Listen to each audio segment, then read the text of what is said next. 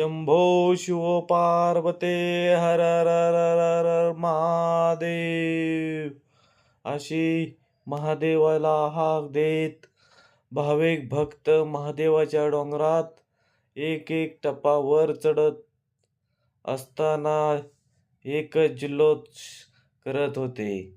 कावड काय असते यासाठी एकदा महादेवाच्या डोंगरात मुंगी घाटामध्ये एकदा येऊन पहा.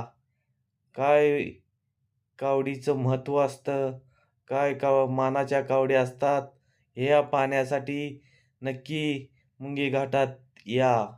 आणि यावर्षी नाही येणं झालं तर नक्की पुढल्या वर्षी या. कारण महादेवाचं भक्त काय नक्की असतात ते याच घाटामध्ये येऊन तुम्हाला